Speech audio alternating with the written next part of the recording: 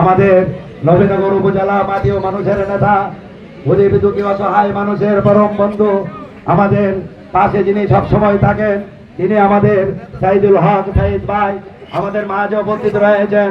আমাদের বড়াইলের কৃতি সন্তান, যিনি মানবতার কল্যাণে সবসময় নিজের জীবনকে উৎসর্গ করেছেন, যিনি অর্থকে সবসময় বিলীন করেছেন, সেই আমাদের মহা দানবীর জনাব মমিনুল হক মমিন ভাই উপস্থিত রয়েছেন। আমাদের বড়াইল ইউনিয়নের বিএনপির সাধারণ সম্পাদক ডাক্তার মহিউদ্দিন সাহেব সহ আমাদের অত্র এলাকার সমস্ত বিএনপি নেতৃবৃন্দ।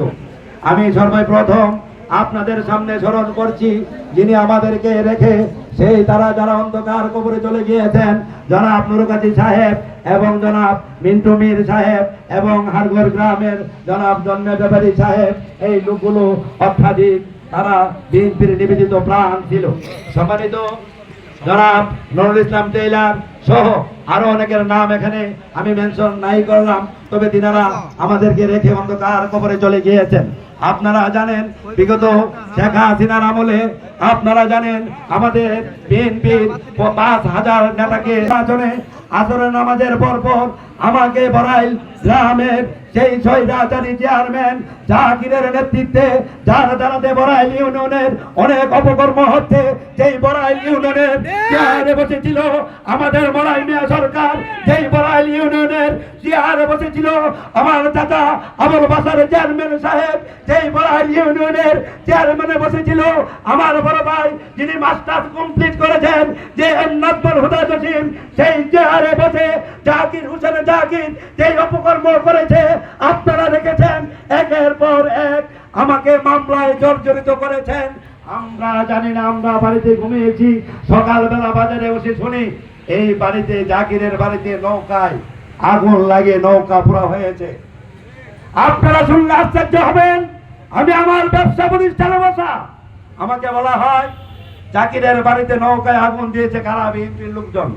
ওই মামলাতে আমার কাকা খন্দকার আবুল বাসার সাহেব আসামি, আমি ডাক্তার সুমন আহমেদ আসামি, আমাদের জালসুগা গ্রামের আবুহা হয়েছিলেন আসামি, এরকম আরেকটা ছেলে বাবুল সে হয়েছিল আসামি। এক পর্যায়ে তাদেরকে মামলা দেওয়া হয়েছে, বিস্ফোরক মামলা, যেই মামলা লক্ষ লক্ষ টাকা আমাদের ব্যয় হয়েছে। আমরা আমাদের স্ত্রী পুত্রকে নিয়ে ঘরে থাকতে পারি নাই। আমাদেরকে যখন কোনো একটা মিটিং মিছিল করার উদ্দেশ্য আমরা যখন প্রয়োগ করি, তখনই আমাদেরকে হুমকি প্রয়োগ করা হয়। তৎকালীন সময় এই জাকিরকে যারা টাকা করে পয়সা দিয়ে সাহায্য করেছে, আজকে তারা বিএনপির নেতা হয়। আমি সম্মানিত আমার নেতৃবৃন্দ, আমি আমার সম্মানিত নেতাকে বলবো, কর্মীর দ্বারাতে নেতা পয়দা হয়, কোন নেতার দ্বারাতে কর্মী পয়দা হয় না। আমি আমার নেতাদেরকে বলবো, অতীতে কষ্ট করেছি আমরা, আপনারা এদিন নিচে ঘুমিয়েছেন। কষ্ট করেছি আমরা, আমাদের ছেলেদের খবর আমরা নিতে পারি নাই। আজকে আপনাদের কাছে যাইয়া তারা সকল প্রীতি থাকবে, তাদেরকে আপনারা ডেকে এনে মঞ্চে বসাবেন। এর চাইতে লজ্জাকর বাংলাদেশ জাতীয়তাবাদী দল বিএনপির হতে পারে না। এই জাকিরকে যারা প্রোডাকশন দিয়েছে তারা কোনদিন বিএনপির নেত্রীর জায়গায় বসতে পারে না। আমি খবর থাকতে এটা কখনো দেব না। প্রয়োজন আমি ঢাকা মির্জা ফখরুলের কাছে যাব, প্রয়োজন আমি তারেক জিয়ার কাছে যাব। এই সময় স্বৈরাচার মুনাফিকদেরকে আমাদের বড়াইল ইউনিয়নের বিএনপি কোন নেতা হিসেবে আমি দেখতে চাই না। আপনারা কি দেখতে চান? সম্মানিত বাংলাদেশ জাতীয়তাবাদী দল বিএনপি নেতৃবৃন্দকে আমি বলবো, যেদিন আমাকে গ্রেফতার করা হয়েছে তার 3 দিন পরে আমার কাকা খন্দকার আবুল বাসার সাহেব আমাকে দেখতে যায়। আজকে আমাদের নেতার অভাব নেই, একটি নেতা সেদিন আমাদেরকে দেখতে যায় নাই। আমাকে আমার বাসার কাকা, আমার বড় ভাই মাসুদ, জনাব মহিউদ্দিন সাহেব সহ আরো অনেক লোক, শাহপুরার সে সহ আরো অনেকে আমাকে দেখতে গিয়েছিল। আমাকে বলেছিল তুমি জেলখানায় আসো, ভালো আসো, আমরা বাড়িতে থেকে ভালো নেই, আমরা বাড়িতে স্ত্রী পুত্রকে নিয়ে থাকতে পারি না, আমরা ভাত খাইতে পারি না। এত অত্যাচার নিপীড়নতা সহ্য করেছেন আমার ভাই। বিভক্ত একটা গোষ্ঠীর বড়াইল কালাকাজী বাড়ি, আপনারা চিনেন বড়াইল কালাকাজী বাড়ি গোষ্ঠীটা কি ছোট? এই গোষ্ঠী ডাক্তার মহিউদ্দিন সাহেবকে এঙ্গেলে মামলা দিয়ে লক্ষ লক্ষ টাকা তার নষ্ট করেছেন। আমাকে দিয়েছেন সরাসরি মামলা। এই জাকির বড়াইল ইউনিয়নের চেয়ারম্যানের যোগ্য নয়। যদি বিয়ার ভোট হইতো জাকির গেল এর তত্ত্ব গুর্তি বড়াইল ইউনিয়নের চেয়ারম্যান হওয়ার উপযুক্ত না। এর চরিত্র আমি যা জানি আপনারা তা জানবেন না, কারণ আমি চিকিৎসক, আমি ডাক্তার। আমি জানি কার শরীরের এনার্জি শক্তি কতটুকু, আমি জানি এর চরিত্র, আপনারা জানবেন না। সেই জন্য আপনারা জানেন সে সরকারের একটা পথ দিয়ে সে সরকারি জায়গা দখল করে বিল্ডিং করেছে।